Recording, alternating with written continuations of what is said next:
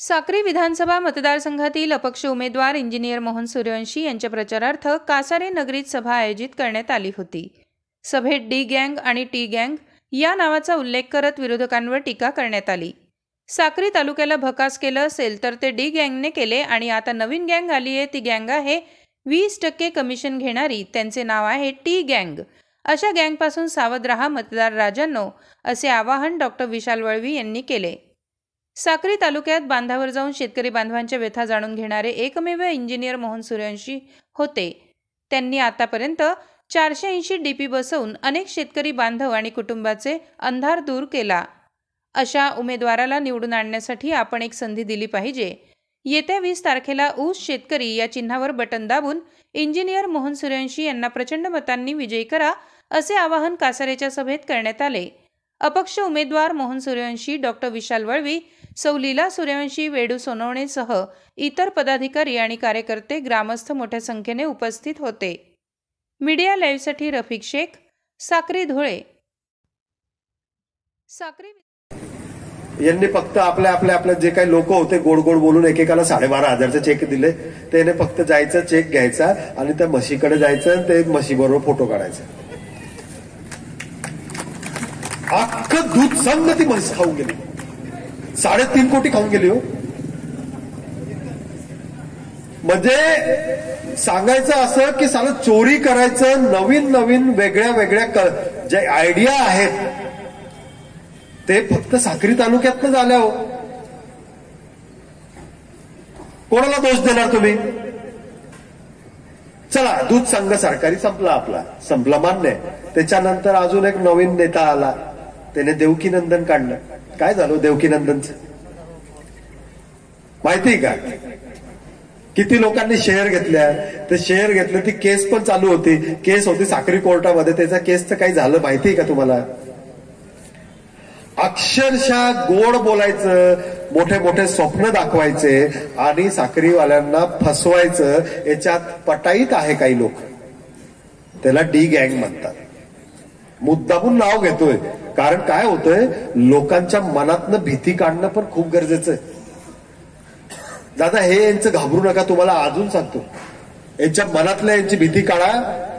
अक्षरशः जर आज मी तुम्हाला एवढं सांगतो की साक्री तालुक्याचं खरं विकासामध्ये खरा अडथळा जर कोण असेल तर हे डी आणि टी गँग आहे। जोपर्यंत या कॉन्ट्रॅक्टर लॉबीच्या कंबरडेत तुम्ही लाथ हलणार नाही, तोपर्यंत साक्री तालुक्याचा विकास होईल या गोष्टीला मला तरी विश्वास नाही। आज मोहनराव साहेबांच्या मागे पण आता जसं महाराज बोलले आपण राहायचं, त्यांच्या मागे कोण नाहीये दादा, सगळं सामान्य लोक आहेत।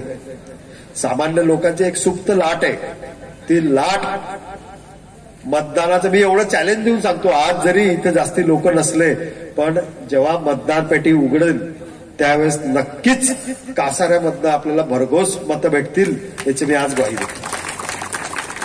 मी ओळखतो, आपल्या लोकांना ओळखतो, 12 वर्षापासून अभ्यास आहे आपल्या लोकांचं। बोलणार नाही काही दादा, पण मनात जे असतं ना ते बरोबर मतपेटीमध्ये निघतं। हा माणूस, शाहू समाज जो आपला आहे, हा खूप हुशार माणूस, सगळ्यात प्रगल्भ मतदार जर कोणत्या तालुक्यात असेल तर तो साक्री तालुका आहे। शेवटी आता खूप लोक आहेत इथे, किती झालंय जर असा भ्रष्टाचार होत असेल, बाकी 50% भ्रष्टाचार आणि 50% बोगस कामे, सर्व 100% याचा दुरुपयोग, या पैशांचा निधीचा दुरुपयोग झालेला आहे। जर असं या परत त्या फिरून त्या आमदाराला तुम्ही निवडून द्याल तर आपल्या तालुक्याचा विकास काय होईल? आता तर इतका पैसा झालेला आहे, पैशांचा पाऊस, 2 पाऊस पडतायत। ही निवडणूक धनशक्तीच्या विरुद्ध जनशक्तीची आहे, हे सर्व आपल्याला का सांगू इच्छितो। नुसतं पैशाला बळी नका पडू, तुम्ही घ्या, सर्व काही करा, परंतु आपलं मत फार किमती मत आहे। हे काय पिठलं भाकरीसारखं हे नाही, आपलं एक किमती वोट, एक किमती वोट गरिबाची किंमत ही तीच असते, श्रीमंताची वोटची किंमत तीच असते. त्या वोटला खूप किंमत आहे. तर त्याच्यामुळे विचार करून कोणाला मत असं देऊ नका.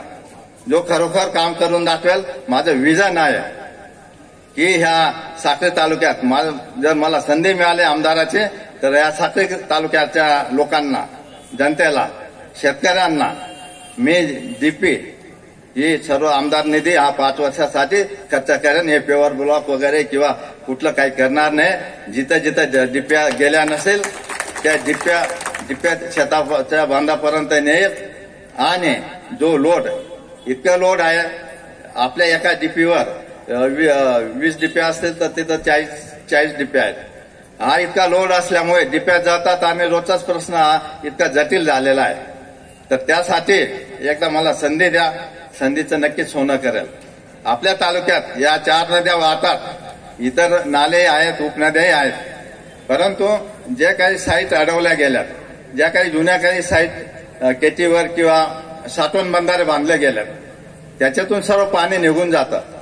तर मला एक महाराष्ट्र शासनामध्ये मला जर पाठवलं, मला विधिमंडळात मी कायदा करायला लावेल, हे तोडायला लावेल आणि त्या ठिकाणी पूर्ण महाराष्ट्राला सांगेल हे सर्व पाणी निघून जातं, पाणी अडवलं जात नाही. आणि साईट्स अडवल्या गेलेल्या आहेत, आता साईट्स शिल्लक नाहीत.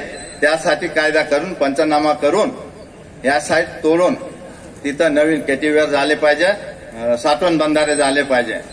इतर पाझर तलाव आहेत, त्याच्यात इतका गाळ साठलेला आहे, तो कोणी काढतच नाही.